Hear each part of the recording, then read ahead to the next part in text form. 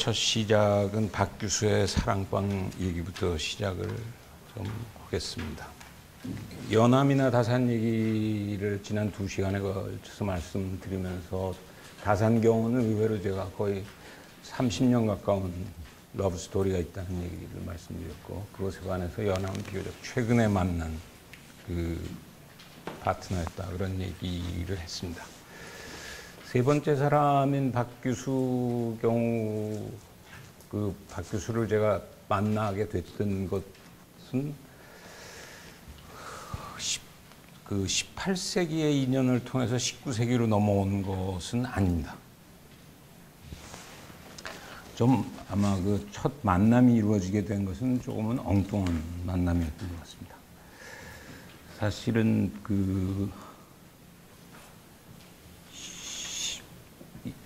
오늘하고 다음 주 월요일 날 두 사람을 19세기를 조명하기 위한 이제 대표 선수로서 이 환재와 구당을 하게 되겠습니다만은 두 사람 다 처음 제가 만나게 된 것은 21세기를 시작하면서 어떻게 그럼 19세기로 되돌아갔다는 것이냐 하는 얘기부터 조금 시작을 해볼까 합니다. 그럼 21세기는 왜 관심이 있었냐? 21세기에 처음 관심이 생겼던 것은 아마 냉전이 깨져나가는 무렵이었던 것 같습니다. 빠르면 1985년, 늦으면 아마 1990년 어간에 서서히 그 2차 세계대전 이후에 생겼던 냉전 질서라고 하는 것이 어쩌면 영원히 갈지도 모른다라고 하는 착각 속에 우리가 하루하루를 바쁘게 살았는데, 의외로 한번 무너 내려지니까 허망하게 굉장히 빠른 속도로 무너져 내려갔습니다.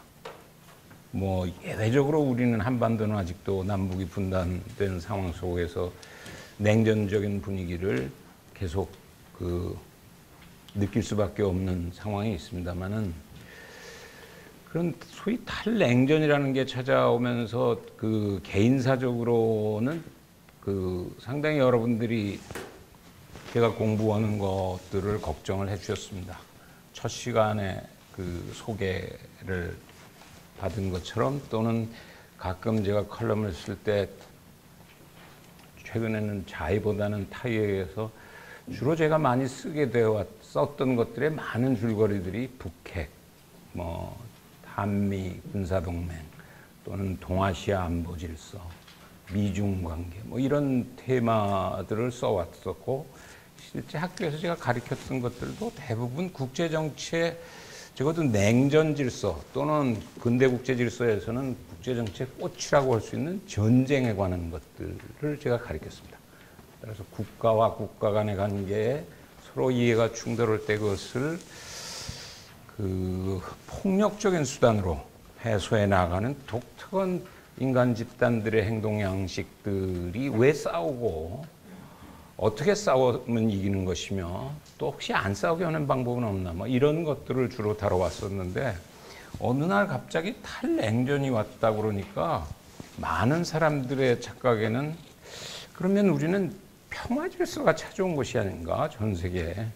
따라서 그럼 전쟁을 한평생의 전공으로서 연구하고 가르치는 하교수 같은 사람은 앞으로 실직자가 되어야 되는 것이 아닌가 라고 해서 농담 반 진담 반 하교수는 그럼 뭐 가르치지? 앞으로 그런 질문들을 적지 않게 받았던 때가 있었습니다. 개인적으로는 별로 걱정을 안 했습니다만은, 저는 그때 느낌이 이것은 어쩌면 단순한 냉전에서의 탈냉전으로의 변화가 아니라 이것보다는 조금 더 큰 일이 벌어지고 있는 거 아닌가, 지구에. 근데 우리가 탈냉전 때 실수를 했으니까 이번에는 정신을 차리고 변화를 좀 제대로 따라가거나 또는 따라잡아서 앞서가야 되지 않겠는가, 그런 생각이 들었었고, 따라서 제 눈에 보였던 거는 어쩌면 모던이라 근대 국제 질서라고 하는 것에 전반적인 변화가 오는 것은 아닌가, 그런 생각을 하기 시작했고, 들어오시다 보면 편집되어 있는 책 제목 중에도 이상한 것들이 있습니다. 탈근대 지구정치론 뭐 이런 것들이 1990년대 초 80년대 말에 그 관악의 젊은 대학원 그룹들하고 같이 고민하고 토론하고 그랬던 테마였습니다. 근데 정작 문제는 뭐였냐면 분명히 변화는 그쪽으로 가는 것 같은데 그런 얘기를 하면 대부분들이 뭐 정계는 물론이고 뭐 언론계 또는 학계까지도 굉장히 이상한 사람으로 그 쳐다보는 분위기였습니다. 유일하게 관심을 가지시는 것은 무슨 그 주술 이런 거 하시는 분들, 이런 분들이 관심을 표명하십니다. 그건 뭐 어제 오늘 얘기가 아닙니다. 가장 제가 최근에 쓴 컬럼 중에 하나가 몇 년 만에 그 2012년인가 영화를 가서 보고 2012년에 관해서 컬럼을 하나 썼습니다. 계산해 보니까 모든 게 2012년에 되게 맞아떨어져요. 북쪽도 강성대국을 간다 그러고 우리도 대선이고 미국도 선거고 그 중국도 18차 당대표자 이것도 걸리고 이래서 2012년에는 모든 그 정치 질서가 한 번은 일정한 변화를 겪게 되니까 그때 뭘 좀 잘해보자 그랬더니 정말 그 흥미있는 전화를 받았던 건 그 제가 받진 않고 집사람이 받고 제가 받으면 사연이 복잡해질 것 같아서 그 이외에도 안 받았습니다만은 어느 분이 거셔가지고 우리 지금 한국 내에 그 한반도 내지 세계가 어디로 갈까를 그 고민하시는 70명의 주술 하시는 분들이 계시대요. 그렇다고 당신이 컬럼을 쓴 거 보니까 그래도 그 저물꾀를 치는 사람들보다 조금 더 보는 부분도 있고 그런 것 같으니까 한번 와서 같이 얘기를 해보는 게 어떠냐고. 강연을 특별히 그 미래를 보고 계신 분들한테 했으면 좋지 않겠냐 이런 말씀을 해서 그 아직 그렇게 점괘를 읽을 천기를 누설할 처지가 못 되는 것 같아서 이제 뭐 전화를 이렇게 저렇게 피우는 상황에서 그 넘어왔던 기억이 뭐 불과 1, 2주일 전 기억입니다. 이런 말씀을 드리는 것은 90년대 초부터 약 20년이 흘렀는데 변화의 속도는 90년대 초에 그 제가 하고 있었던 얘기들 아마도 그것이 마지막 시간에 우리가 하게 되는 복합화에 관한 얘기들이 될 텐데 크게 틀리지는 않게 굴러는 가는 것 같은데 지난 20년 동안에도 그렇게 많은 그 국내 정치, 사회 또는 학계의 그 관심을 끌기에는 일정한 한계가 있는 부분이 있었던 것 같습니다. 그래서 여러 가지 생각을 해봤습니다만 그 중에 하나, 그러면 우리 역사 속에서 우리가 살아오고 있는 현실을 바라다 보면서 첫 2시간에도 말씀드렸습니다만 가장 괴로워했던 꿈을 꾸었던 사람은 과연 누구였을까? 21세기도 이것이 일정하게 그 통상적인 변화가 아니라 일정한 질적인 변화의 요소가 있어서 소위 그 일상적인 변화가 아니고 그것을 문명사의 변화가 오는지 모른다라고 하는 이 표현을 쓰고 있는 부분이 있는 것처럼 역사를 한번 좀 되돌아가 보자. 그런 때 우리 선배들은 어떻게 했는가를 보려고 역사를 좀 되돌아가기 시작했습니다. 또 자의반, 타의반 처음으로 그 당시에 제가 그 한국의 교사를 학교에서도 가르쳐드리기 시작을 해서 따져보니까 우리 한국 사회에서 또는 동아시아에서 역사적인 충격이 가장 컸던 때는 어딜까? 나는 21세기가 가장 큰 그 사례 하나라고 생각하고 그 자기 나름으로는 새로운 언어와 새로운 시각으로 그 들여다봐야 되지 않겠는가 그런 생각을 하고 있는데 되돌아보니까 저보다 훨씬 더 고통스러웠던 시기가 뭐 그렇게 멀리 가지 않고 나타났습니다. 그것이 바로 19세기였습니다. 그럼 왜 19세기가 21세기는 냉전에서 탈냉전보다는 훨씬 큰 변화가 21세기 우리가 겪고 있음에도 불구하고 우리가 그렇게 그 체감을 못하고 가고 있다고 한다면 19세기는 왜 21세기보다 더 충격적이었는가라고 한다면 뭐 그렇게 어려운 문제는 아닐 것 같습니다. 왜냐면 19세기 초중반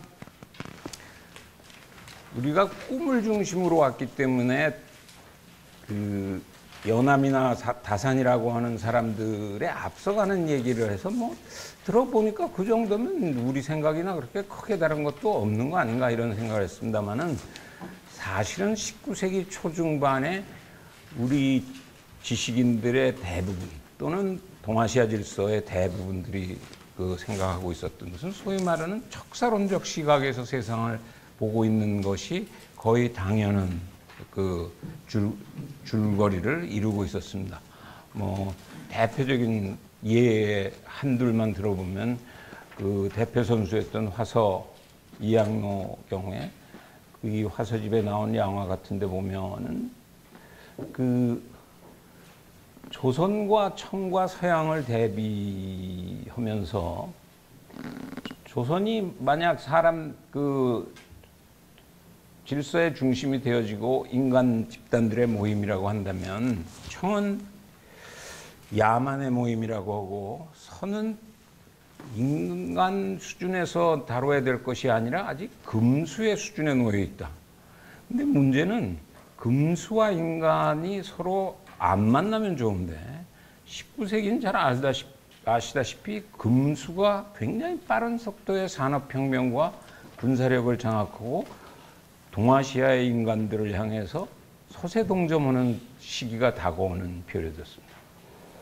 화서의 뒤를 잇고 있는 중앙 김평문강에도 한마디로 어양로 같은 데서 세계는 사람의 인도와 금수지도로 나누어져 있다고 하는 이 틀로서 대강 설명되어질 수 있는 그 세계 질서면 좋은데 서양이 동양으로 안 왔으면 좋은데 근데 아시다시피 1840년쯤 되면은 급기야는 소위 말해서 아편전쟁이라는 것을 겪으면서 본격적인 충돌의 양상을 동서가 맞이하게 된다. 이런 변화 속에서 점차 한반도에도 조선에도 이 변화를 어떻게 해야 될 것인가를 걱정하는 그룹들이 생겨나기 시작했습니다.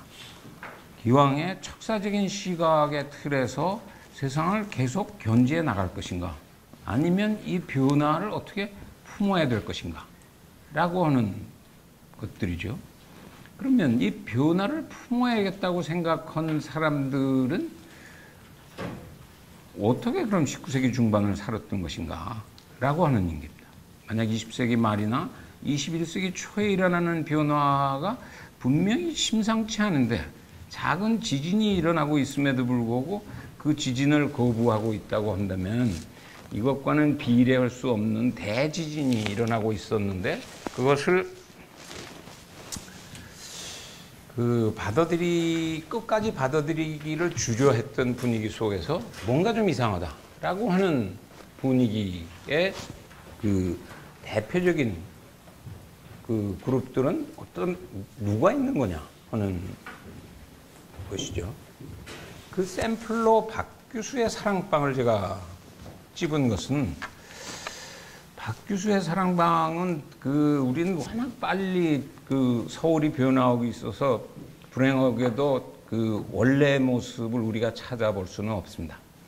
위치는 어디에 있는가 하면은 안국동 지하철역에서 내리셔서 오른쪽으로 보시면은 헌법재판소가 있습니다.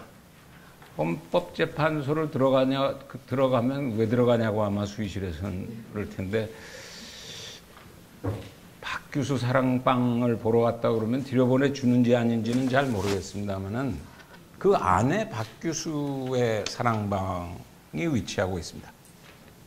아시다시피 박규수는 1807년생이고 할아버지였던 그 연암이 돌아간 나이가 1805년. 할아버지 돌아가시고 2해 후에 태어난 그 연암 자신도 이 사랑방도 일시 거처를 한 적이 있었던 곳이죠. 근데 이 사랑방이 유명해지게 된 것은 1931년 그 춘원이 박영효하고 잡지에 싣기 위해서 인터뷰하는 기사가 있습니다. 뭐 인터넷 들어가서 보시면 금방 검색이 됩니다. 춘원이 그 물어보는 거에 대해서 박규수의 박영효가 대답하기를 내 신사상이라고 하는 거는 요즘 표현으로 하자면 뭐 개화사상이겠죠. 그 당시 내 신사상은 사실은 다 반남박씨 계열이니까 우리 친척인 박규수 집 사랑방에서 나왔어 라고 하면서 이제 대담이 쭉 그 춘원하고 대담이 이루어지는 잡지의 인터뷰 기록이 있습니다. 그래서 제가 관심이 생겼던 것은 그러면 박규수가 사랑방에서 신사상을 모여서 논의가 진행됐다고 그러는데 그럼 박규수는 왜 거기서 모여서 그런 것을 한 것인가? 또 어떤 내용들을 누굴 데리고 했으며 성과는 과연 있었던 것인가? 그런 것이 궁금해지기 시작했습니다. 따라서 그것이 21세기에 나는 왜 외로운 것인가? 라고 해서 동지를 동시대에서 못 찾고 한 150년 정도를 타임머신을 타고 뒤로 돌아가서 박규수도 일정하게는 답답했던 것 같은데 좀 나이를 보시면 알지 대개 동년배하고 잘 지내신 분들은 답답하지 않은 거죠. 동년배들하고 잘 못 지내는 건 뭔가 답답한 게 있다는 건지 모르겠어요. 그 사랑방이라고 하는 곳이 여기 1870년으로 제가 써놓고 있습니다만은 그 박규수 생애를 약간 뒤로 앞에서부터가 아니라 뒤로 오면 1870년은 박규수가 죽는 해는 1876년 음력 12월입니다. 양력으로는 1877년 1월 1일에 죽으니까 거의 말년에 아까 7년생이라고 했으니까 70평생의 환갑을 넘은 나이죠. 66년이 그 제너럴 쇼머너 사건이 나고 병인양요가 나는 때니까 그때 평양감사를 그 박규수가 내려가 있었고 평양감사를 비교적 성공리에 마쳤기 때문에 비교적 장수하는 감사로서 그 지내고 69년 말쯤에서 서울을 올라오게 됩니다.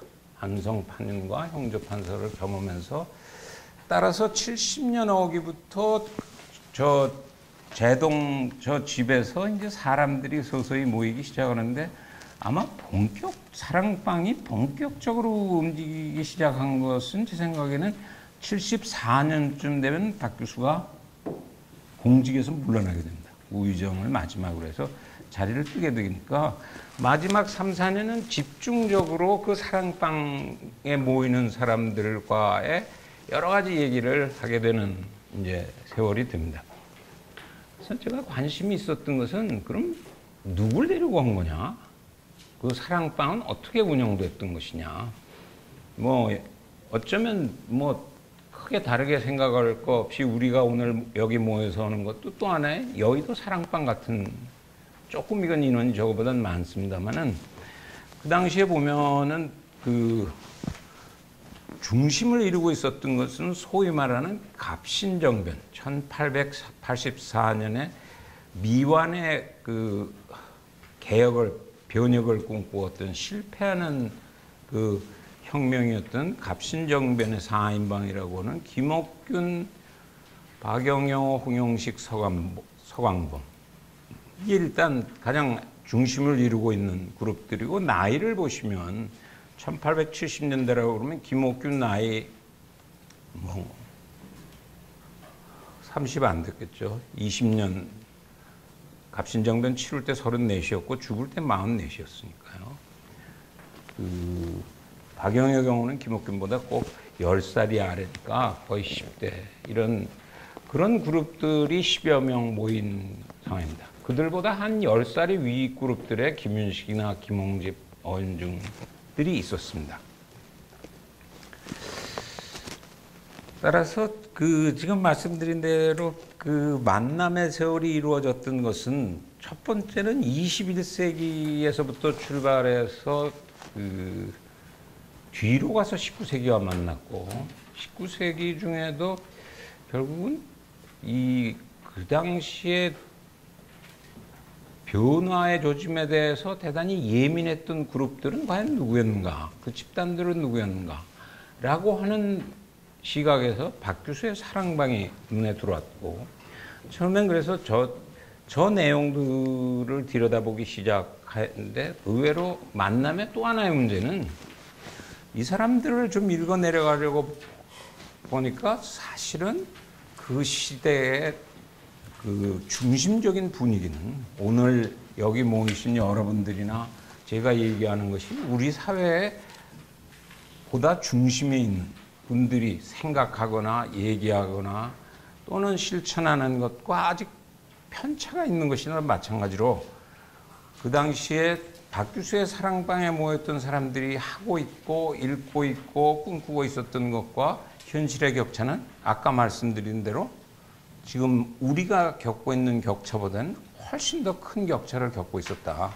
그 이유는 아까 말씀드린 척사론이나 이런 시각이 오히려 그 사회에 당연한 분위기를 이루고 있었던 것입니다.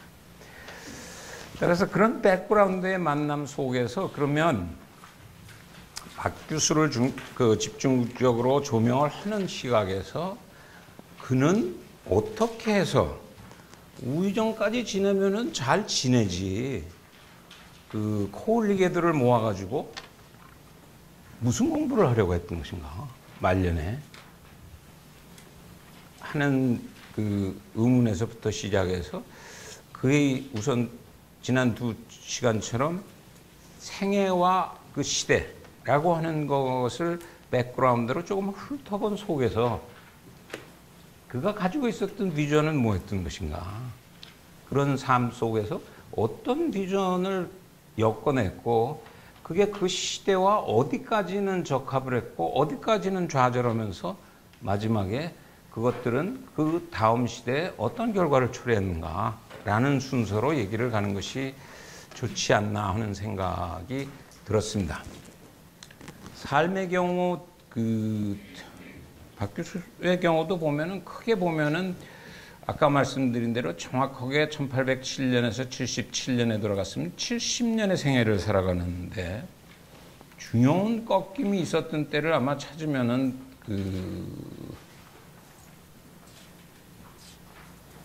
1848년 언저리가 되겠습니다. 왜 그러냐면 1848년에 과거를 패스해서 관직에 들어오게 됩니다. 그 앞에 시기를 만약 자르라고 그러면은 크게 나누면은 앞에 다산을 하면서 잠깐 말씀드린 것으로 기억합니다만은 효명세자와의 만남이라고 하는 것이 굉장히 이 사람에게 있어서도 중요하다라고 하는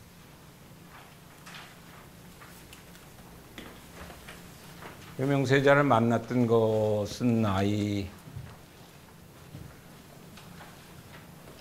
1825년 정도에 만났던 것으로 기억을 합니다. 그러니까 19살 때 설이 많습니다. 어떻게 만났는지 아시다시피 정조가 1800년에 세상을 떠나고 순조가 뒤를 잇기는 했습니다만은 이미 국내 정치는 본격적인 세도 정치가 진행되어지고 풍양조 씨와 안동김 씨의 치열한 싸움 속에서 사실상은 왕권이 어떤 역할을 하기는 점점 어려워지는 어려운 상황 속에 들어갔고 순조는 그것을 어떻게 감당을 할 수가 없으니까 본인이 마무리를 짓지 못하고 아직 채 20도 안 된 효명세자 보고 대리청정을 하라고 해서 효명세자가 20대 초반에 대리청정을 하게 됩니다. 여러 가지 설이 있습니다만은 여하간 25년에 효명세자는 제2의 정조를 꿈꾸고 있었기 때문에 자기 나름의 젊은 그 인텔렉츄얼들, 젊은 정치 참모나 지식인들에 대한 상당한 관심과 애정을 가지고 사람들을 모으려고 했던 그 네트워크망에 박 교수가 포함되어 있었고 그렇게 해서 처음 만남을 가지게 됩니다. 근데 불행하게도 그 1830년에 그가 뭐 나이 22, 3 때 그 효명세자가 세상을 달리하게 됩니다. 자기를 그 중용할 것으로 예상되어지는 리더가 세상을 떠났을 때 그 박 교수의 경우는 뭐 미리 계산하고 그렇게 된 것은 아닙니다만은 그 이후 18년을 그 정계에 진출하지 않고 관계에 진출하지 않고 자기 나름의 그 공부하는 세월로서 18년을 그 세월을 보내게 됩니다. 그것이 아까 말씀드린 대로 그의 생애 70생애의 아마 상반기라고 할 수 있는 그 삶이겠죠. 후반기 그 1848년에 과거를 패스해서 본격적인 활동이 진행되어지는 것은 아시다시피 64년 3년 되면은 고종이 그 왕으로서 자리를 잡게 되고 대원군이 약 10년간의 그 대리 역할을 하게 되고 직접 고종이 본인이 친정을 하게 되는 것은 1873년 4년 어기가 됩니다. 따라서 48년 데뷔해서부터 돌아갈 76, 7년까지 삶 속에 우리가 중요하게 기억을 해야 할 만한 일들을 우리가 꼽는다 그러면 아까 말씀드린 대로 60년대에 그 평양감사 나가 있을 때에 제너럴 샤먼호나 또는 그 서양 세력들이 점차 빈번하게 진출하는 것들을 어떻게 처리해야 되느냐. 또 그다음 바로 부딪히는 것이 일본과의 수호조기를 1876년에 맺어야 되는데 이런 문제를 어떻게 다뤄야 되는 것인가 라고 하는 것들이 박 교수의 관계에 들어있어서의 후기 인생에 있어서 대단히 중요한 부분을 차지하는 것들입니다. 그 생애보다는 작품으로 얘기하는 것이 더 빨리빨리 들어온다고 그러셔서 작품을 가지고 얘기를 좀 해보겠습니다. 첫 번째 작품이 여기 써 있는 여홍일릉서와 증언 이렇게 되어 있습니다. 대체로 기억이 아마 1826년, 26년이면은 19, 뭐 20 이때 그 본인의 생각입니다. 굳이 이 작품을 뽑은 이유는 홍양후는 누구냐 하면은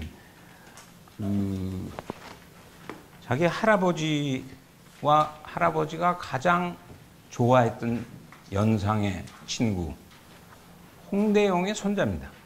그러니까 두 절친한 조부 사이에 손자들 둘이 가까운 사이가 된 거죠.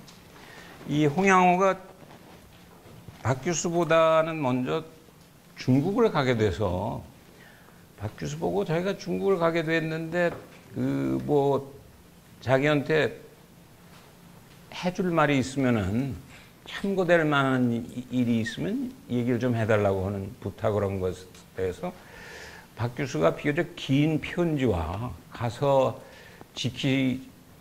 지켰으면 좋겠다고 생각하는 그 11개 조항의 도움말을 전하게 됩니다. 굳이 이것을 제가 뽑는 것은 오늘 얘기의 중요한 테마는 아까 박 교수가 19세기의 당대의 시대의 변화 속에서 남들보다는 그 변화를 조금 더 빨리 읽고 또 그것이 현실 상황에서 당시의 왕권이나 또는 그 세도 정치를 하고 있는 사람들을 통해서 현실에 반영되지 않는 상황에서 현실적으로는 그 젊은 그룹들을 통해서 그것들을 전하려고 하는 삶을 결국 거쳤다고 한다면 현실의 변화 속에서 얼마나 새로운 생각을 가지고 있었던 것인가, 박 교수는. 또 그런 것들을 어떻게 전하려고 했던 것인가. 그게 오늘의 아마 중요한 테마를 이룰 수밖에 없습니다. 근데 얼른 생각하기에는 아까 박영효가 나의 신사상은 우리 일가의 그 박 교수의 사랑방에서 시작되어서 그렇게 돼가지고 우리가 교과서적으로 모두 이해하고 있는 것은 박 교수가 한국 근대 사상의 대부다. 한국 개화 사상의 아버지다. 이렇게 이해하는데 의외로 1826년 홍대영의 손자인 홍양원한테 전하고 있는 편지를 들여다보면 생각만큼 그런 얘기를 하고 있는 것 같지는 않다. 편지의 가장 중요한 줄거리는 저것을 뒤집으면 당시에 대부분 중국에 연행을 가는 사람들은 저 반대로 한다는 뜻이겠죠. 골동품, 서화, 소설책 같은 거 대신에 천하대세와 학술제도 변화의 깨달음을 기대한다. 그래서 그런 것들을 쓸데없는데 신경 쓰지 말고 그런 것들을 열심히 보고 와서 우리들 같은 사람들한테 전해줘서 모두 새로운 깨달음의 소중함을 가지자 하는 얘기입니다. 그러면은 상당히 새로운 얘기 아니냐. 적어도 천하대세, 동시에 학술 이런 것들을 지적하고 있는 것은. 근데 가서 지켜야 할 11개조의 조언을 하고 있는 것을 보면 생각보다는 그 할아버지인 그 연암의 북학적인 사고에서 그렇게 많이 나가 있는 발언을 하고 있지는 않습니다. 저기 써있듯이 이용우생을 위해 청나라 문물에 관해 널리 배우고 묻기 힘쓰되 화의의 구분을 엄격히 해야 하며 만주족과 한족을 가리지 않고 교제하는 풍조는 썩 좋은 것이 아니다 라고 하는 지적을 하고 있습니다. 그 지난 두 번에 걸쳐서 제가 말씀을 드렸다시피 북학이라고 하는 것은 우리가 상식적으로 생각하는 것보다는 굉장히 복잡한 것이다. 연암이 바라다보고 있었던 그 중국이라고 하는 또는 청이라고 하는 것은 굉장히 이중적인 성격을 가지고 있었고 따라서 굳이 부르자고 한다면 어쩌면 명을 존중하는 숙명은 숙명대로 하되 양이하지 않고 어쩌면 용청 정도를 그것이 북학이 그 당시에 목표로 하고 있었다고 한다면 박 교수가 던지고 있는 얘기도 이 단계에서는 1826년의 수준에서 보면은 할아버지가 그 괴로워했던 할아버지가 그 당시에 그런 얘기를 하는 북학의 얘기도 당시로서는 앞서가는 얘기였습니다. 말씀드렸다시피 이완대장이 가지고 있었던 허생원태 야단맞는 이완대장이 가지고 있었던 생각 정도가 그 당시 수준의 얘기였다고 한다면 18세기에도 이 정도의 얘기는 나오고 있었다. 근데 그러면 어떤 과정을 거치면서 이런 19, 20대의 청년이 나중 세상을 떠날 때는 그 초조해서 20도 안 된 아이들을 데리고 사랑방을 운영하게 되는 과정은 어떻게 진행되는 것인가 라는 것이 궁금할 수밖에 없었고 따라서 그것에 따라서 조금씩 찾아가 보게 됩니다. 여기 보시다시피 제가 26년에 그 홍대영 손자한테 보냈던 편지와 거의 같은 그림을 보여주고 있는 것은 이게 그 박 교수가 젊은 시절에 편집했던 가장 중요한 작품이기 때문에 이것이 20대 초반에 박 교수가 어떤 생각을 했는가를 비교적 가장 잘 보여준다고 그래서 그 최근에 와서 지적들을 많이 합니다. 특히 뭐 서울대학의 김명호 선생에 의해서 그 그동안 널리 알려져 있지 않던 문건이 최근 10년 사이에 비교적 많이 들여다보게 된 대표적인 것들이 하나인데, 이 내용은 무엇에 관한 얘기들이냐면 중국의 역사 속에서 가장 중요한 인물들이 썼던 기록들을 뽑고 그것에 대한 박 교수의 촌평을, 그것에 대한 줄을 단 상당히 방대한 양의 저술입니다. 한마디로 얘기하면 그 뽑은 사람이나 그것에 대한 코멘트에는 아직까지 존명, 그러니까 명나라를 존중하는 그 모습을 우리가 쉽게 찾아볼 수 있다는 거죠. 그 다음 이 세모기인이라고 하는 그 은둔기 초기에 쓴 시의 한 구절입니다. 아까 말씀드린 대로 그 효명세자가 죽은 것이 1830년이면 30년에서부터 약 18년, 우연히 18년이 굉장히 많이 나오게 됩니다.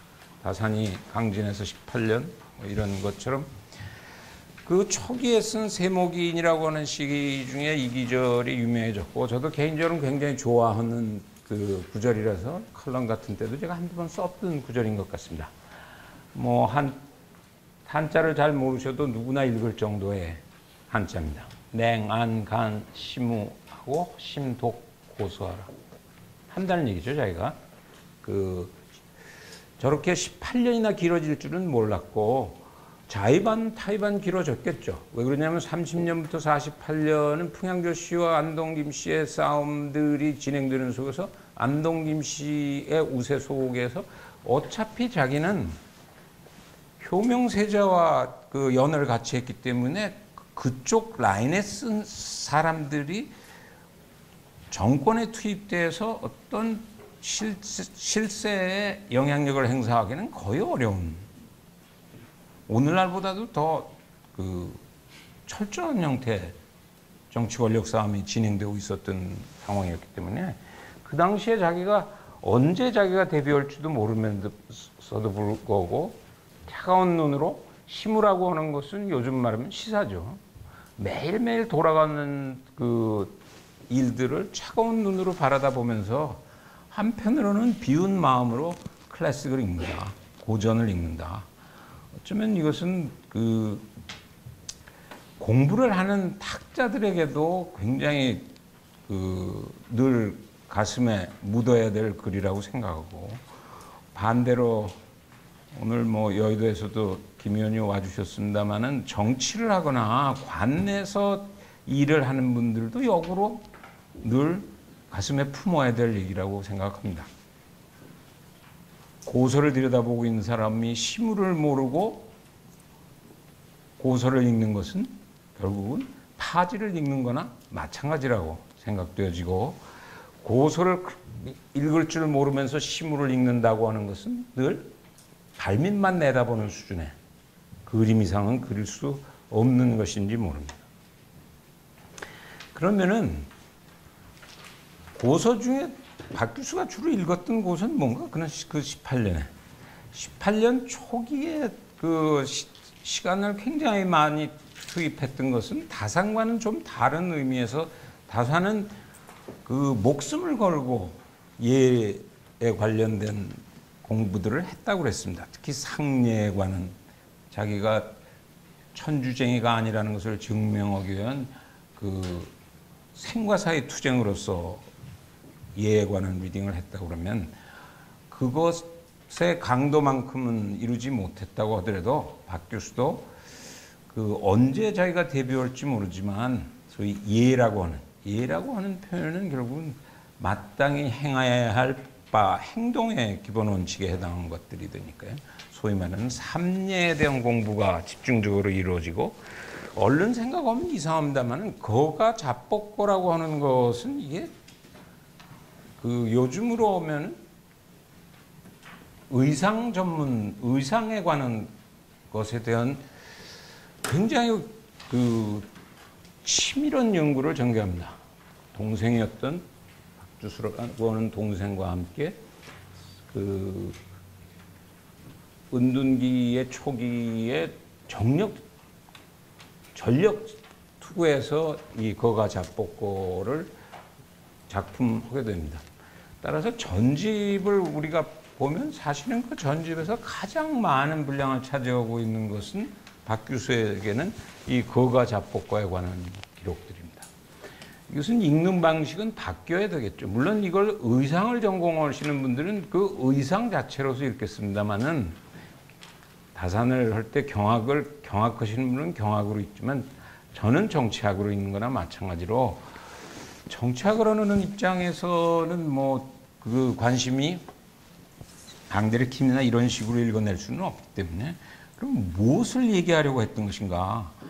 그렇게 많은 시간을 투자해서 거가자뽀꼬를 내게 된 것은 그 전체 내용을 보면 핵심적으로는 외복, 내복, 유복이라고 하는 것은 외복은 그 남자 사대부가 그 집에서 입는 옷들을 얘기하는 거고 내복은 여성들이 입어야 될, 유복은 그 어린이들이 읽어야 될 내용인데 그게 뭐 그렇게 많은 내용을 차지할 것이 있는 것인가? 근데 굉장히 흥미로운 것은 두 가지의 기본 원칙을 가지고 모든 의상을 고대부터 오늘날까지 것들을 일일이 다 검토하고 그림들을 그리는 작업을 거칩니다. 그것을 통해서 증명하려고 하는 것은 옷은 일단은 입기에 편해야 되는 것은 옳다. 그러나 두 번째로는 이게 청나라를 거치면서 오랑캐의 옷과 원래 그 전통의 그 중화의 옷이라는 게 뒤범벅이 돼가지고 어느 게 어느 것인지를 모르겠다. 따라서 이것을 가려야 되겠다. 제대로 된 옷 입기를 그려내야 되겠다고 해서 따라서 실용과 조나옷이라고 하는 두 개의 잣대를 가지고 일상복에 대한 그 작품을 그려내게 됩니다. 머리에 염두에 두셔야 될 것은 여기까지의 생각이라고 하는 것은 어쩌면은 지난 두 번에 했던 18세기의 진보적 사고에서 크게 앞으로 나아간 것 같은 느낌을 주지는 않는다. 그러면 어디서부터 점차 박규수는 초조해지기 시작하는가? 대체로 1848년, 1850년 전부터 박규수가 세상을 보는 눈은 조금씩 빨라지기 시작하고 이것이 우리가 걷고 있는 현실은 그것을 따라오고 있지 않고 중국과 일본은 점차 속도를 내기 시작하는데 우린 못 가고 그 속에서 새로운 길을 박규수가 걸을 수밖에 없다는 느낌이 강해지기 시작합니다. 그것의 첫 번째 하나가 1848년에 벽의신편평어라고 하는 짧은 글을 쓰게 됩니다. 평어에서 보시다시피 1840 원래 작품은 벽의신편이라고 하는 작품에다가 평을 다룬 것입니다. 그러면 벽의신편은 뭐냐? 벽이란 말도 뭐 처음 들어보신 경우가 많이 있겠습니다. 벽이라고 하는 것은 사실상은 18세기적인 그 연관에서 보면은 이 이단, 캐톨릭 또는 천주를 믿는 사람들을 어떻게 처리할 것인가라고 하는 부분을 다룬 것이죠. 이 문제가 여전히 이때까지 이제 남아있는 숙제로서 통계적으로 보면은 대개 아마 1800년도 초에 우리 국내 캐톨릭 신자가 10,000명 정도 되는 것으로 추정되어지고 여러 번 박해가 진행되어집니다만은 그럼에도 불구하고 쉽사리 그것이 정리가 안 되는 상황에 놓여 있었습니다.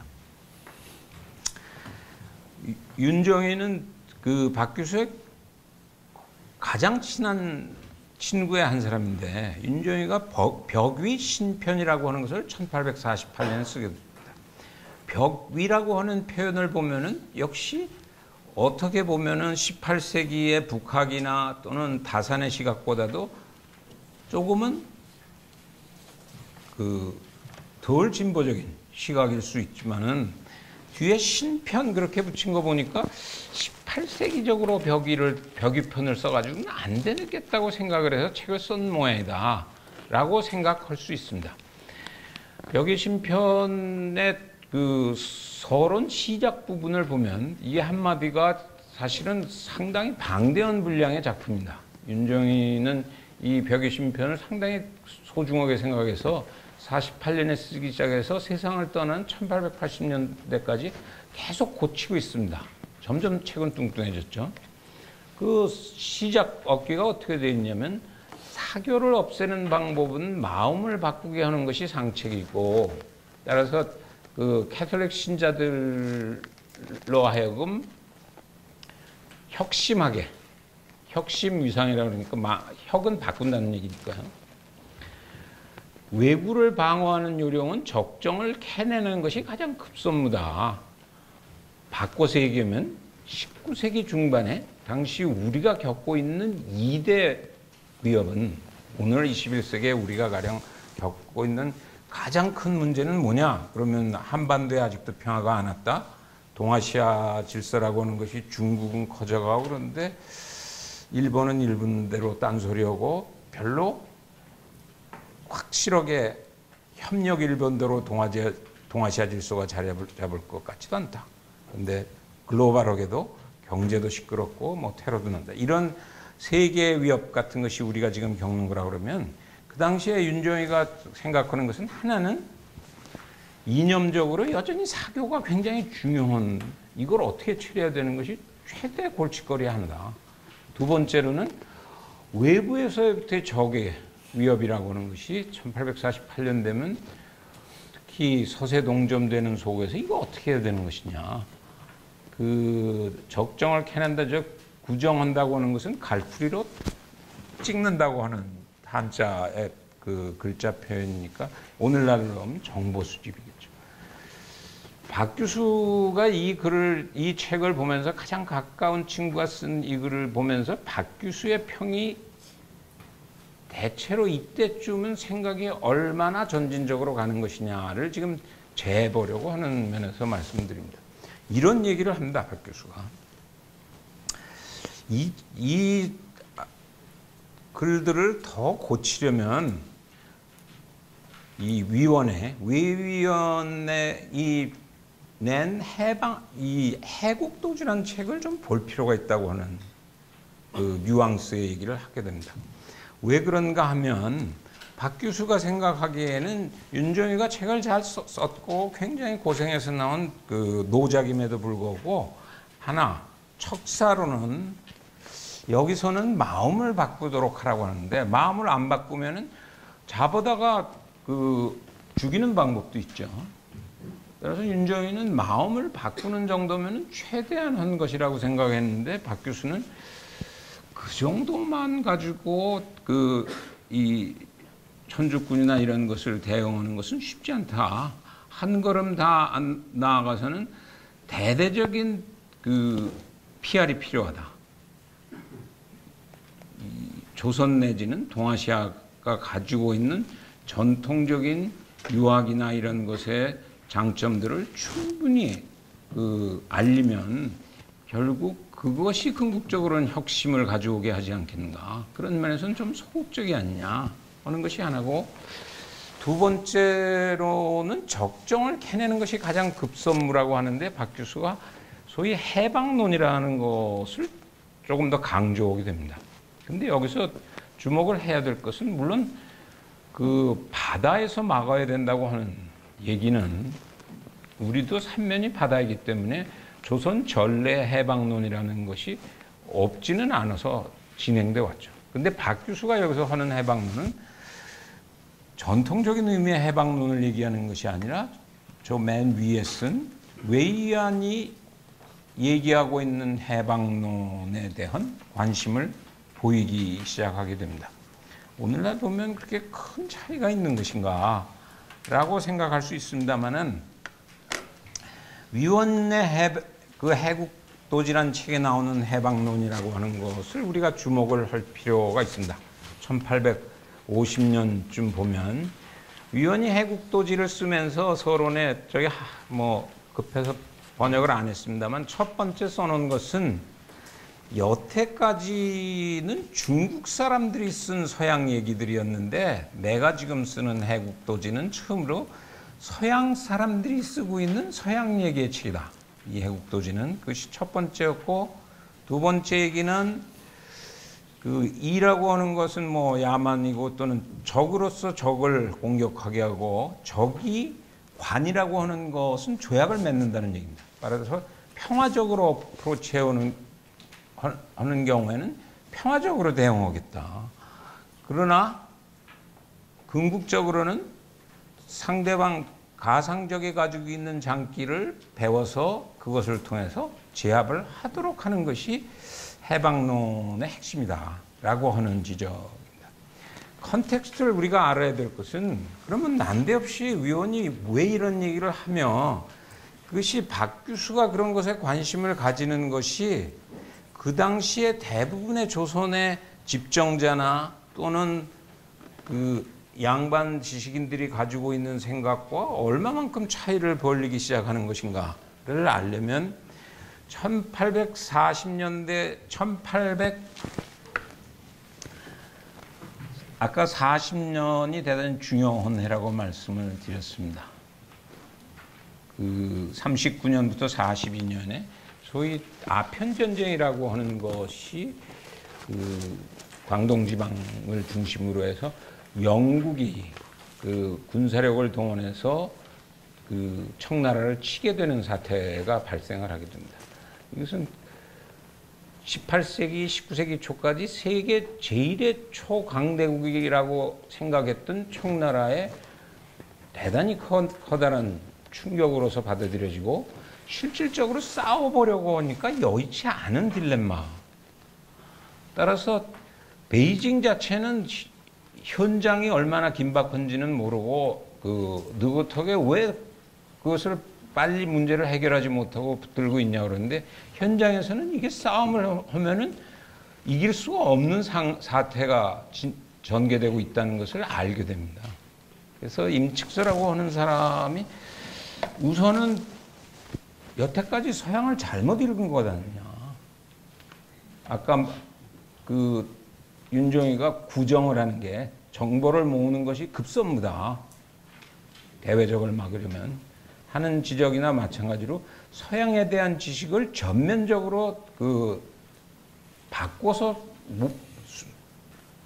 정보를 모으지 않으면 안 된다라고 하는 생각이 들어가지고 처음엔 뭐 사주지라고 하는 그 자기 나름의 정보 수집을 통한 책자를 마련하다가 결국은 빠른 시간 내에 문제를 해결하지 못한다고 해서 자리에서부터 물러나게 되고, 그 임측서가 상황의 긴박성에 따라서 당시에 그 대표적인 학자였던 외위원한테 이거는 나라의 초긴급 그 사무기 때문에 이 일을 이어받아서 반드시 책자를 마련해 달라고 그래서 엮어내는 것이 해국도지입니다.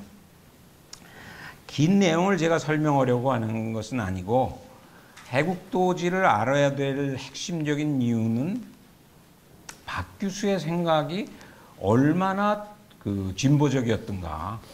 1860년에는 주로 병인양요, 제네럴 샤마노 사건, 오펠트 사건, 신미양요 이런 것들의 외세와 조그만 충돌들이 계속되고 있었고, 70년대에 들어오면 일본과의 수교를 해야 되냐 말아야 되냐 하는 것이 최대 현안입니다. 그때 이 문제를 어떻게 다뤄야 되는 것인가. 지금 21세기로 다시 돌아왔을 때 우리가 미국과 중국의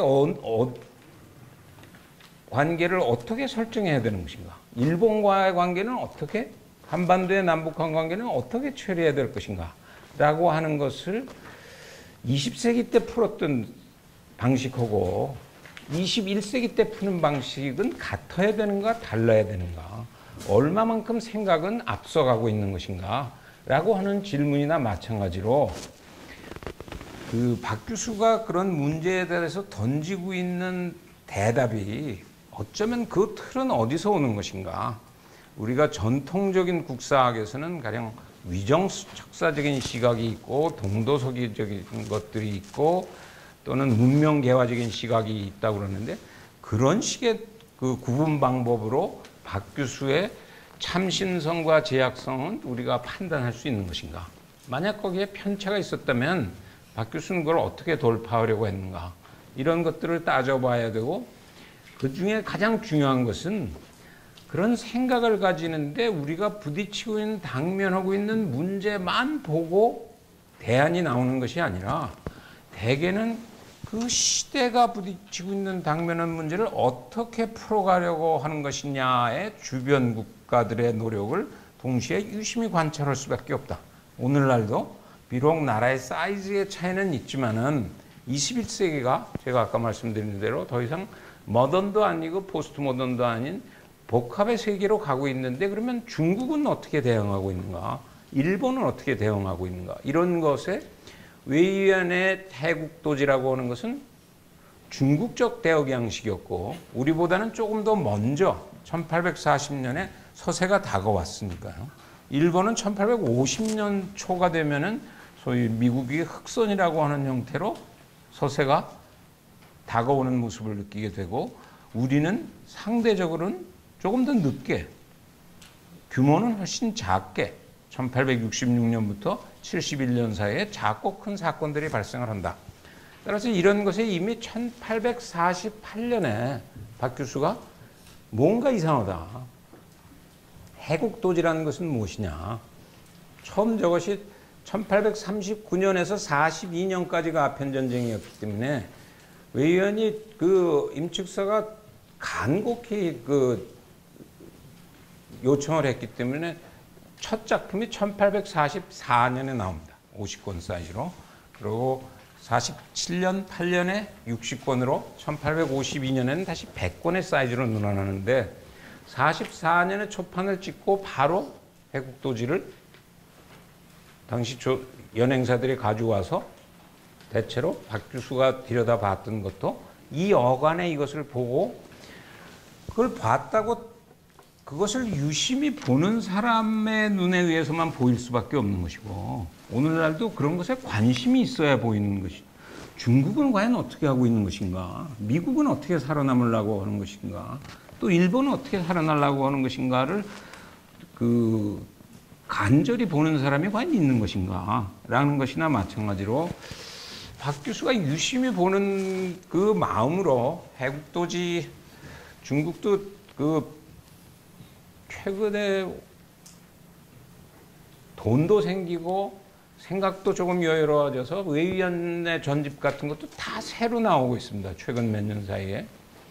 그 새로 나온 화려 양장본으로 새로 찍혀서 나오는데 상당히 두꺼운 내용을 다루고 있습니다만 핵심적인 내용을 우리가 상징적으로 이해하려면 체계 구조의 세 파트가 가장 핵심입니다. 하나는 의수, 의전, 의관 이렇게 나눠져 있습니다. 의는 뭐 논언되는 거니까 뭐 새로울 거 없지 않냐 그렇게 생각할 수 있습니다만은 유심히 볼 필요가 있습니다.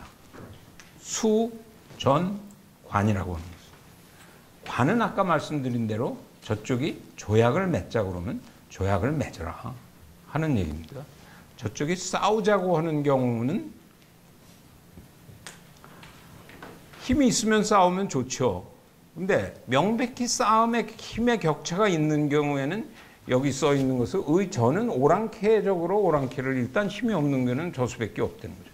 그러는 사이에서 실질적인 전력을 키워야 된다는 것이고 약하면 싸움이 나더라도 가능한 한 수하는 쪽으로 그것도 받아 어설프게 자꾸 공격적으로 나설 것이 아니라 수세 막는 방식으로 내수해서 지키라 라고 하는 얘기입니다.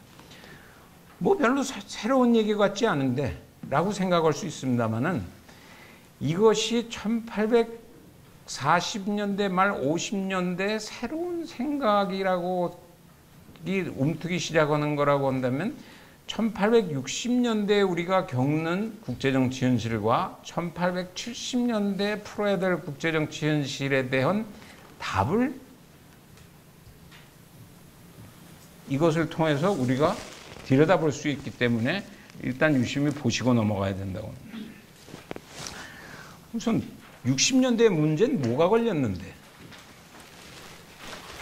아까 말씀드린 대로 66년이 병인양이고 71년이 신미양이고 같은 66년엔 뭐 제너럴 셔먼호 사건도 나고 68년에 오펠트의 그 대원군 아버지인 남영근 묘 도굴 사건 이런 소위 외세와의 접촉 충돌이 계속 반복되어지는 과정을 겪게 됩니다. 두 가지 스토리를 좀 말씀드릴 것들이 있습니다. 이 과정 속에서 여러 가지 우리가 답변을 해야 될 사태가 발생을 합니다. 가장 중요한 것의 하나는 평양에 있었던 제너럴 샤먼호라고 하는 사건이 지금도 100% 정확한 스토리를 완전히 복원하기는 쉽지가 않습니다. 대체로 한 20명 정도가 제너럴 샤먼호를 타고 들어온 것 같고, 가보신 분은 보셨겠습니다만 평양을 가면 제너럴 샤먼호라고 실제 배는 아니지만은 미제를 응징했던 것의 대표적인 표현으로 대동강의 기념으로 여전히 남아 있습니다. 그러니까 북한 도전까지 하면 3가지 스토리가 돌아다니는지 모르죠. 배에 타고 있었던 사람 중에 한 사람이 토마스라고 하는 기독교 목사가 있어서 우리 신교에서는 아마 최 토마스 목사님이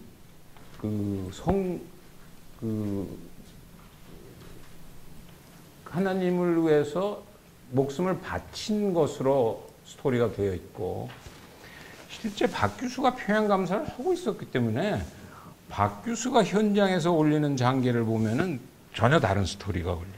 여하간 문제가 걸린 것은 결과적으로 다 죽었다는 얘기입니다. 배에 타고 있었던 사람들이. 근데 가능한 제3자가 돼서 읽어보면 지나치게 좀 상대방을 멸시 또는 모멸, 문화적인 차원에서 커뮤니케이션이 전혀 안 되는 속에서 조금 더 신중하게 조심스럽게 접근했어야 함에도 불구하고 오히려 조선 쪽에서는 비교적 신중하게 접근했음에도 불구하고 타고 있었던 국적도 여러 국적이 타고 있었습니다. 중국 사람도 일부 있었고 동남아 사람도 있었고 유럽 사람도 있었던 것이 상당히 무장을 하고 들어온 배였고, 그래서 지금도 그것이 정확히 왜 들어온 것이냐, 도굴용이냐, 정말 공식적으로 내걸었던 교역을 위한 것이냐, 여러 가지 논란이 걸려 있는 것입니다만, 여하간 우리의 전통적인 규칙에 따라서 보면은 도저히 감당할 수가 없어가지고 일종의 나중에는 전체 시민들까지 다 동원되어가지고 결국은 배가 불타는 사태가 발생합니다. 문제는 어떻게 된 것이냐면 20명이 어느 날 없어졌다고 하는 데 있습니다.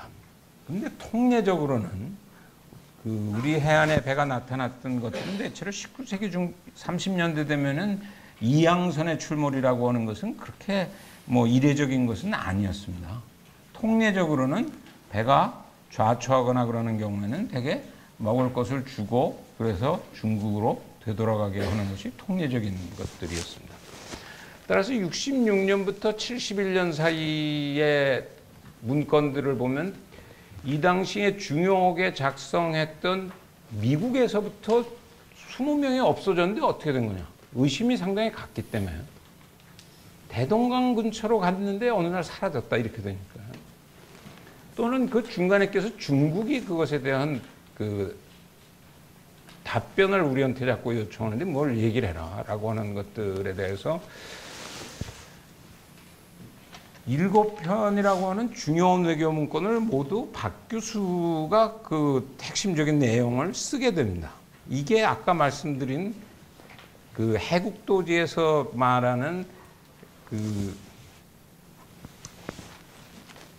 그 핵심 내용이라고 하는 것과 연결되어서 우리가 문제를 볼 필요가, 저쪽의 질문 요지는 이런 거죠. 한편으로 가면은 상당히 그 친절하게 대해준 배들도 있음에도 불구하고 또 다르게 보면은 왜 제너럴 샤마노는 어느 날 사라졌는가. 따라서 이 두 가지의 그 조선이 전혀 그 적절하지 않은 대응 양식에 대해서 특히 해명을 해달라. 특히 제너럴 샤마노 사건은 어떻게 된 것인가. 박 교수가 이것을 어떤 식으로 답변을 해야 되는 것이냐. 우리가 가지고 있는 표준이 있고 저쪽 특히 미국이나 서양이 가지고 있는 표준이 있는 경우에 어떤 식으로 외교문서를 작성해야 되는 것인가 라고 하는 그 고민을 하게 되고, 그 과정 속에서 박 교수가 내고 있는 아이디어는 아까 말하는 그 해방론에 철저히 따르게 됩니다. 저쪽에서 평화적으로 접근한 경우는 우리는 얼마든지 평화적으로 그것에 대해서 호의를 베풀어서 대응했으며, 단 제너럴 샤마노는 그것이 평화롭지 않고 도전적이었고 군사적인 대결 양상으로 왔기 때문에 우리가 어떻게 할 수가 없었다. 자국민 보호를 해야 되고, 이것은 우리의 원칙일 뿐더러 어떻게 생각하면 당신네들 원칙도 그것과 크게 다르지 않지 않냐 라고 하는 그 답변서를 쓰게 됩니다. 근데 문제는 그 약간 재밌기도 하고 복잡한 일면이 있는 것은,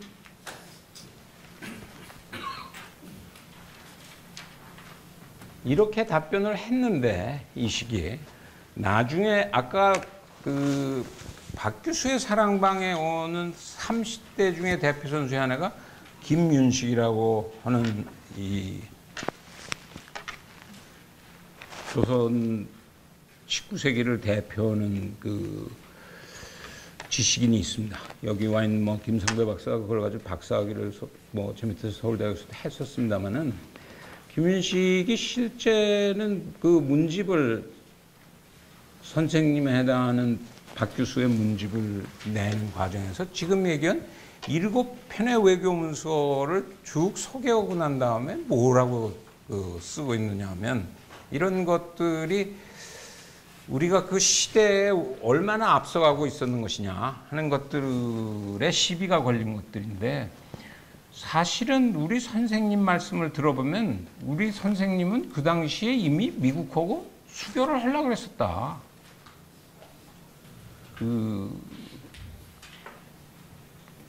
형식적으로 저쪽에서 공격하면 싸우고, 또는 저쪽에서 관하자 그러면 관하는 정도가 아니고 그것보다 훨씬 더 적극적으로 그 대미 관계를 추진하려고 했던 것이 우리 선생님의 기본적인 대미 정책 구상이었다고 하는 그 상당히 앞서가는 발언에 코멘트를 붙이고 있어가지고, 이것이 박 교수가 그러면 1860년대에는 이미 세계를 굉장히 당시 조선에서 훨씬 앞서 세상을 내다보고 있었던 것인가 라고 하는 것에 대한 이제 의문을 제기하게 되는, 적지 않은 사람들이 하고 있는 질문은 김윤식이 스스로 그것까지 답변을 하고 있습니다만은, 그러면 그 당시에 왜 본격적으로 정부나 그런데 얘기를 안 했느냐 그랬더니 김윤식은 그 밑에 써놓기를, 그 당시의 분위기로 봐서는 제너럴 샤마노, 신미양요 이런 싸움들이 벌어지고 있는데 상황에서 미국과 수교를 하는 것이 가장 현명한 조선의 대외 정책이라고 얘기하면은, 그 정책을 추진하기 전에 본인이 국내 정치적으로 생명의 위협을 느낄 수밖에 없었기 때문에 생각은 앞서가고 있었지만은 현실적인 저런 문서 작성에 관여해서 나왔던 것은 상대적으로는 해방론적인 생각의 신중함일 수밖에 없지 않냐라고 하는 것이 그 답변의 내용이었습니다. 어느 사람 말이 맞냐 하는 것은 조금 더 가면서 설명을 하겠습니다. 그 다음 부딪힌 것이 소위 서계 문제라고 하는 것입니다. 1870년대 조선이 당면하고 있었던 문제가, 그 조선과 일본 간에 있어서 수교를 옛날의 우호 관계를 다시 복원할 것이냐 말 것이냐라고 하는 문제가 걸려 있는 그 시비가 걸립니다. 아까 말씀드린 대로 고종이 들어서 가지고 한 10년 동안은 대원이 대감이 그 집정을 하고 있었고, 이제 고종의 나이가 성년이 되어져서 1870년, 73년여간 되면은 본인이 친정을 하게 되고 대원군이 자리에서 약간 뒤로 물러나게 됩니다. 그러나 그 직접 관장 얻은 거에서 뒤로 물러났기는 했지만은 현실 정치의 영향력은 그 대원군의 강한 입김 속에서 현실 그 국내 정치는 운영될 수밖에 없었습니다. 근데 대원군의 입장에서는 소위 그 위정척사적인 입장의 시각에 가까운 쪽에서 보면은 일본이 가져오고 와서 수호조교를 맺자고 하는 쪽의 방향의 얘기를 하는 내용들을 보니까 도저히 받아들일 수가 없다라고 하는 것에 한 서너 가지 기본 원칙이 위배된다. 그 여러분들한테 논하드린 그 짤막한 그 종이들은 참고 삼아 보시라고 19세기 불과 100여 년 전에 그 글들입니다만은 그 상당히 다른 오늘날에 우리가 가지는 한일 관계, 한미 관계, 또 한중 관계와 비교해서 핵심은 여전히 반복되고 있습니다만은 그 분위기를 보시기에는 아마 열어보시면 두 가지의 내용이 있습니다. 하나 앞에 김윤식 안설이라고 하는 것은 조금 전에 제가 설명드린 것대로 우리 선생님이 이미 1860년대 그 세계 대외 정책을 굉장히 앞서 나가는 사고를 가지고 계신 우리 선생님의 생각이었다고 주장하는 안설이라고 하는 것이 붙어 있고, 그 뒤에는 지금 말하는 서계에 대해서 대원이 대감을 중심으로 하는 세력, 중심 세력들이 끊임없이 서계에 시비를 거는 것에 핵심적인 4대 불가. 왜 여태까지 쓰던 관직하고는 전혀 다른 거를 붙여 써가지고 오느냐, 문서에. 두 번째로 부르는 이름이 너무 건방지다. 상 이런 높여 부르고, 또 반대로 우리 것은 상대적으로 낮춰 부르거나 보통 글씨를 하나 위로 쓰고 낮고 쓰고 하는 원칙에 위배된다. 그동안은 우리가 준 도장을 찍더니 이자들이 도장을 우리가 준 것을 안 찍고 마음대로 문서를 가져온다. 이런 이유 때문에 외교 문서 자체를 접수를 못하겠다고 하는, 그것을 그 박 교수가 우선 설득을 해야 되는 것은 대원군을 설득을 해야 되니까, 그 여러분이 보시는 그 글의 내용들은 대원군을 설득하는 상당히 논리적인, 조목조목 논리적인 내용을 담고 있는 그 네 가지의 원칙이 다 그것 때문에 그것을 안 받아들이는 경우는 상당히 어려운 문제에 직면할 수 있지 않냐라고 하는 것을 그 자세히 설명하고 있는 글귀들입니다. 박 교수가 생각하고 있었던 것은 적어도 73년에서 76년 결국은 76년 2월 10일에서 2월 29일인가요? 7일까지 해서 수호조교를 맺게 됩니다만은, 박 교수가 생각하고 있었던 생각은 아까 말씀드린 대로 의수냐, 의전이냐, 그다음에 의관이냐라고 하는 상황에서 일본이 수호조약을 맺자고 그러면 관을 낼 때는 지금 현재 우리가 가지고 있는 힘의 역량의 한계 내에서는 관으로서 받는 것이 낫다. 그것을 끝까지 거절하면은 결국 저 팀들이 전으로 가는 경우에 우리가 그것을 어떻게 감당할 수 있는 것인가. 그러면 또 반대하는 쪽에서는 그렇지만은 저쪽에서 요구하는 관을 일방적으로 그대로 관으로 받으면 계속 저쪽 페이스에 말려 들어가서 결국은 일전을 불사하는 것보다도 더 못하지 않겠는가. 박규수의 해방론적인 생각에서는 이런 생각을 한 거죠. 지금 현재로는 관을 내밀 때 관을 안 받으면 금방 전으로 갈 가능성이 많다. 이미 1872 석의 문제가 걸리는 속에서 75년, 76년 일본의 전함들은 남해에서 황해를 왔다 갔다 하면서 이 논의는 계속되고 있고 수어조기를 위한 그 협상도 진행되는 상황입니다. 따라서 일단 관은 관으로 가고 그 사이에 내부 역량을 어떻게 키울 수 있는 것인가 라고 하는 것이 오히려 더 현실적인 판단 아니냐라고 하는 것입니다. 그럼에도 불구하고 이것을 설득하기는 굉장히 쉽지 않은 상황이 걸려 있습니다. 아까 말씀드린 대로 74년에서 77년이라고 하는 과정 속에 박규수가 우의정을 그만두고 그 사랑방을 본격적으로 운영하고 있는 시절에도 사실상은 실질적인 영향력을 행사해서 결과적으로는 수호조기를 일단 맺게 됩니다. 한일이. 근데 제가 이제 여기서 마무리 쪽으로 얘기를 조금 더 끌고 가면, 그러면 오늘의 얘기 중에 두 가지 얘기를 좀 하겠습니다. 하나는 박규수는 얼마나 전진적이었던가, 그 시대적으로. 우리가 박규수를 따라갔으면 살아남았던 것인가. 충분히 박규수는 미래지향적이었던 것인가. 두 번째는 그러면 그것이 현실과는 어떻게 연결고리를 가지고 있는 것인가. 기껏해서 사랑방 정도 운영해가지고 나라는 찾아질 수 있는 것인가 하는 문제입니다. 첫 번째는 우리가 가지고 있는 21세기에 우리가 오늘의 문제를 보는 경우도 우리가 가지고 있는 비전은 과연 충분한 것인가. 한쪽에서는 글로벌라이제이션이 가장 그 첨단을 가는 세상을 보는 눈이라고 그러고, 또는 북쪽에서는 그게 아니고 주체가 세계를 바라다보는 첨단의 눈이라고 그러고, 저 같은 사람은 그게 아니고 양쪽을 다 합치면 N 플러스 G 이퀄 C다.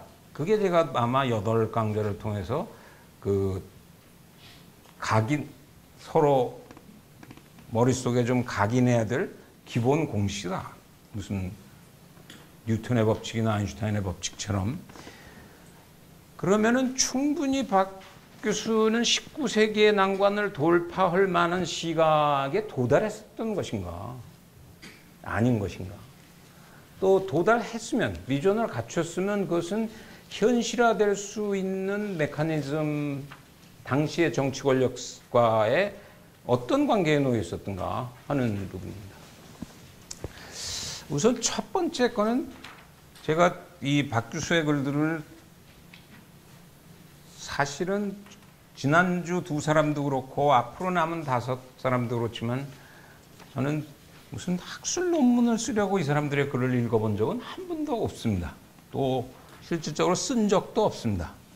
제가 읽으려고 하는 것은 그 시대에 우리가 결국 뿌리를 두고 있는 그 시대에 그 시대가 숙제를 미처 못하면 그 숙제가 용서되어져서 그 다음은 새로 하면 되는 것이 아니라 그 시대가 숙제를 안 하면 그 시대는 그 다음 세대가 반드시 그 숙제를 받아서 해야만 그 다음 학교로 옮길 수 있는 것이 역사이기 때문에 우리가 1840, 50, 60, 70을 들어서 익숙하시지 않은 얘기 같은 얘기를 제가 꼼꼼히 하는 것은 그때 주어져 있는 숙제였는데 1840년대에 숙제가 있었고 60년대에 숙제가 있었고 70년대에 숙제가 있었는데 다 푸는 것이냐.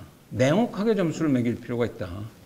냉혹하게 점수를 매기면은 제 눈에 보이는 것은 1870년 정도 그 마지막 사랑방을 운영할 때 박규수가 가르치고 있었던 것은 역시 1840년대의 해답인 해국도지의 해방론적인 시각이 상대적으로 굉장히 강하다라고 하는 것입니다. 물론 그것조차 안 가지고 있었던 것보다는 훨씬 나은 시각이었죠. 그 농담 반, 진담 반. 제가 다음 시간에 하게 되는 6.1준이 또 한 번 과거를 그만두는 것이 박규수에 의해서입니다. 박규수가 그 사랑방 올라가는 제동 그 골목에서 6.1준을 만나서 16 읽어버리는 애 보고 요새 공부 잘하냐. 뭐 과거 공부 열심히 합니다. 그러니까 과거 공부만 해가지고 세상을 어떻게 살래? 이런 것도 공부해라고 던져준 책이 해국도지로 알려져 있습니다. 그래서 제가 굉장히 안타까운 것은 그 책을 준 게 1873년인데 해국도지는 1844년 작품입니다.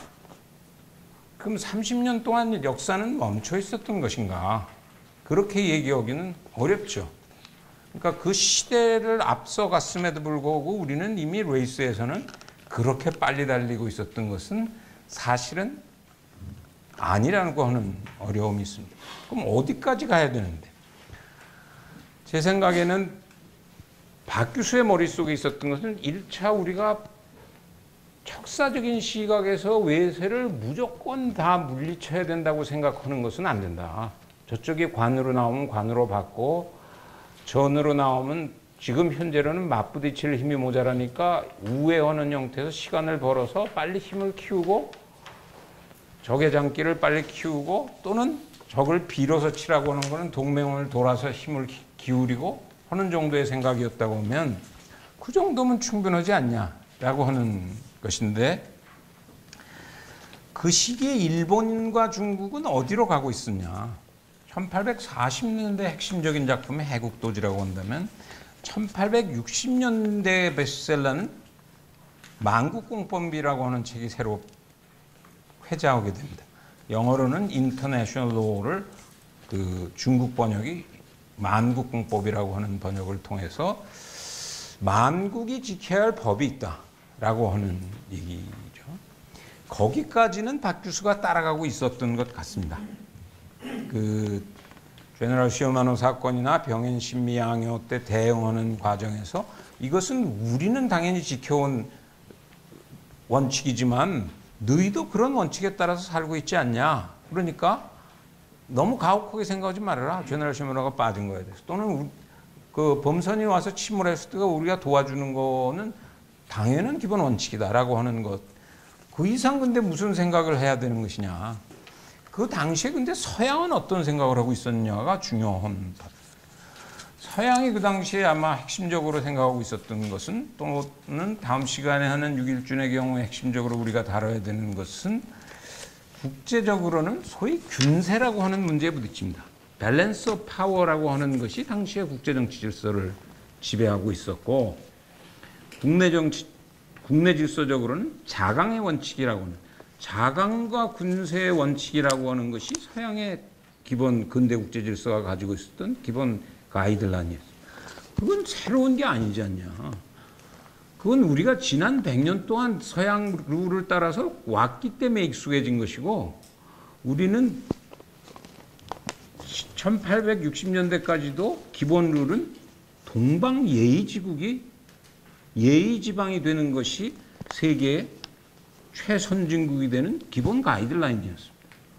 따라서 이 예의지방과 부강지국이 충돌하는 경우에 나타난 결과는 단기적으로는 예의지방이 무참하게 깨지는 사태가 발생하고 있었기 때문에 또 한 번의 사고의 전환이 사실은 필요했죠. 그 마지막 그 과도기에 이 사랑방은 열리고 있었고 사실은 박규수가 거기까지 가리켰느냐라고 하는 것에 대해서는 저는 굉장히 조심스러운 부분을 가지고 있습니다. 그런 서양의 오늘날로 보면 굉장히 그 험악한 국제정치 또 국내 정치 강력 정치의 모습에 그렇게 갈 수밖에 없다고 결국 생각하게 되는 것은 박규수가 돌아가고 77년 이른 양력 1월에 돌아가고 나서 그 밑에서 배우고 있었던 사람들이 이거 아무래도 안 되겠다. 사태는 점점 긴박해 온다. 76년에 조일 수호조기는 맺기는 맺었을 때 어차피 이것이 청나라 모델이냐 일본 모델이냐에 따라서 어느 모델을 일단은 수용을 할 수밖에 없지 않느냐 하는 딜레마에 부딪히고, 소위 말하는 그 밑에 갑신정변의 4인방이라고 하는 아까 말씀드린 김옥균, 박영효, 홍영식, 서광범이라고 하는 4인방들을 중심으로 해서 생각을 한 단계 더 나아가면 결국 어떻게 되는 것이냐.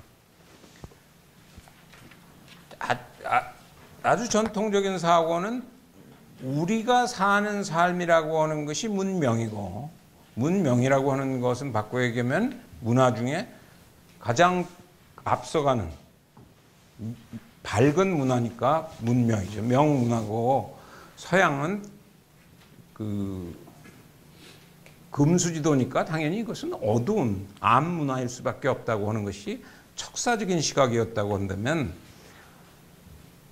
근데 실제 저쪽에 쳐들어오는 거 보면은 암문화가 어떻게 명문화를 이기는 사태가 발생하느냐라고 하는 사태에 의해서 상대방을 정확히 알자라고 하는 것이 해방책의 소위 1단계의 변화라고 하는 것은 저쪽을 저걸 금수라고 얘기하면 안 되는 것이 아닌가, 이런 판단이 생기기 시작하게 되고, 두 번째는 아까 국제법이 있다고 하는 것은 저자들에게도 저자들의 삶의 원칙이, 국가를 운영하는 원칙이 있는 것 같다.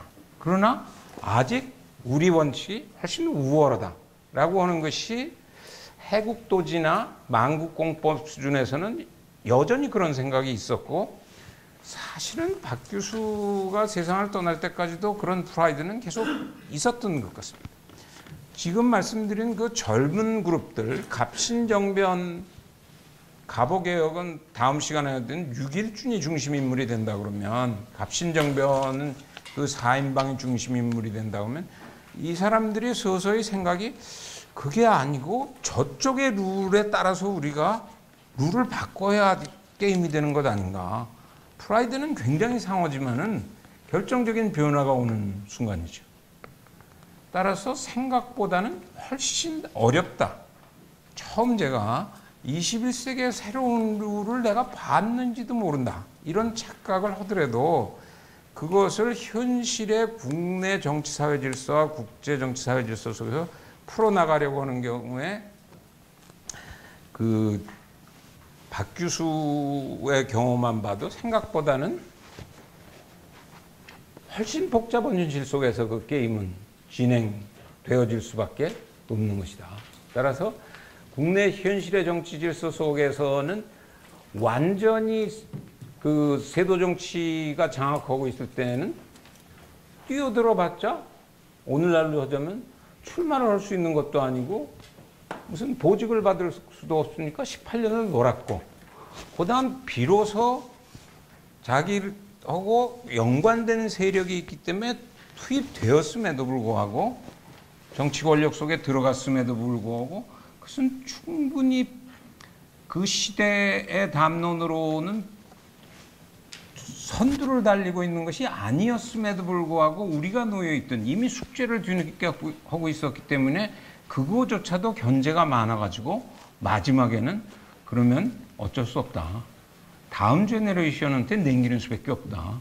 그냥 갈 수는 없다고 해서 꼬마들을, 홀리개들을 끌어모아서, 북촌에 똑똑하다는 친구들을 끌어모아서 생각을 더 앞으로 가라.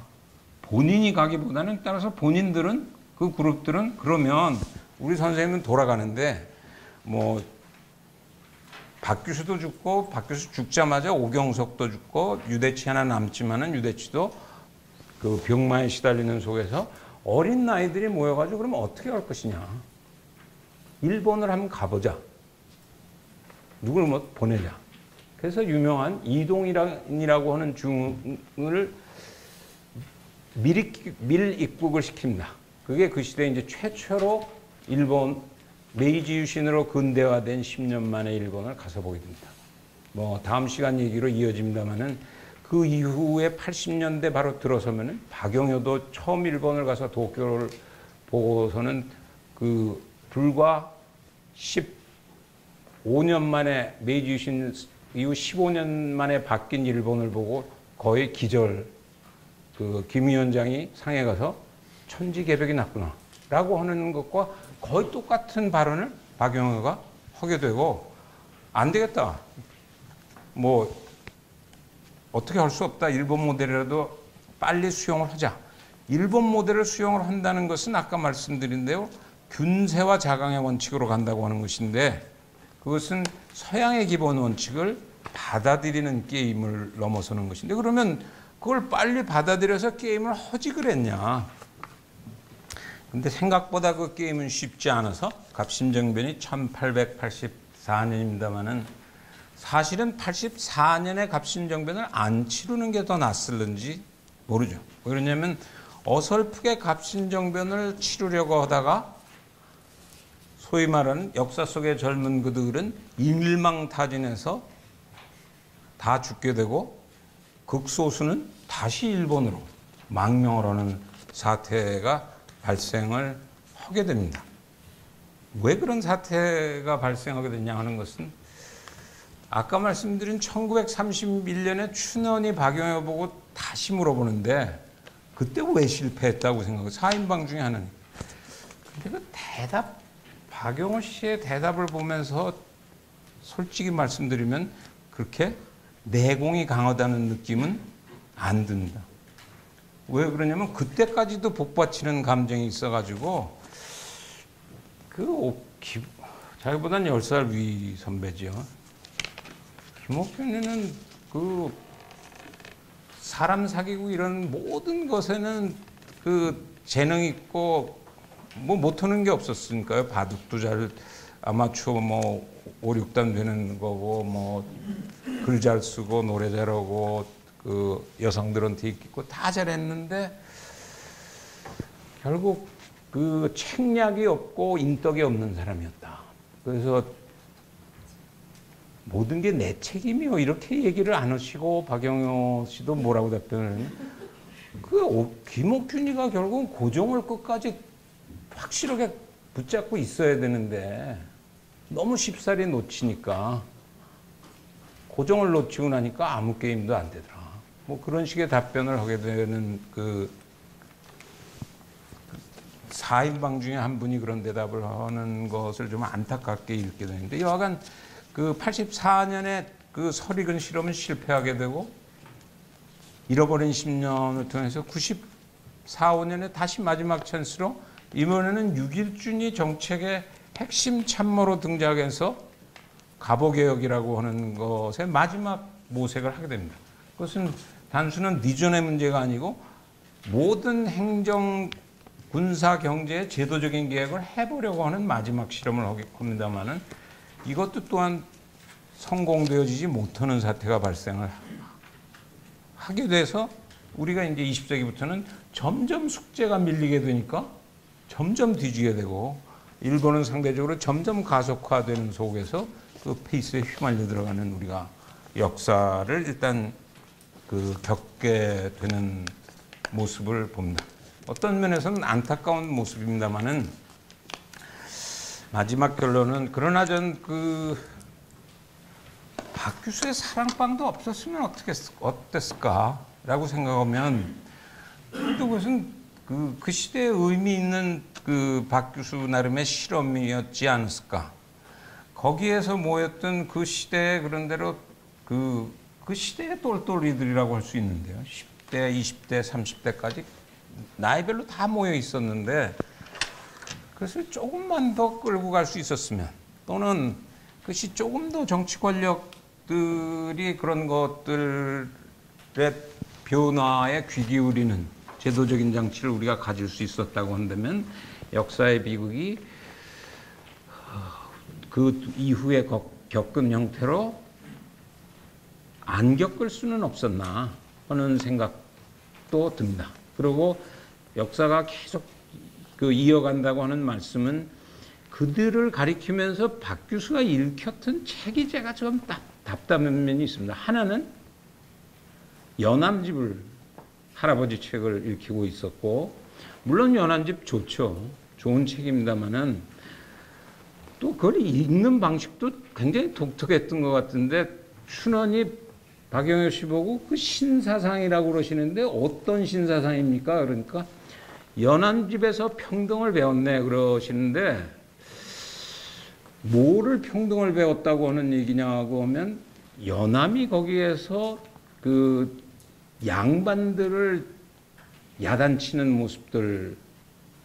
근데 제가 해설한 거하고는 조금 저는 연암이 야단치는 것은 사실은 더 넓은 의미의 신병에서 오는 극복을 위한 짝퉁의 세계에 대한 그 답답함, 뭐 우라 이런 것의 표현이었다고 하면은 박영월 선생이 얼마나 절실하게 연암집을 받아들이는 것인가. 그것과 동시에 아까 말하는 오경석이나 유대치가 중요했다고 하는 건 오경석이라고 하는 사람은 아마 그 제주도에 1830, 40년대 유배 가서 10년을 보내는 추사에게 그 책을 공급하고 있던 이상적이라고 하는 그 역관이 있습니다.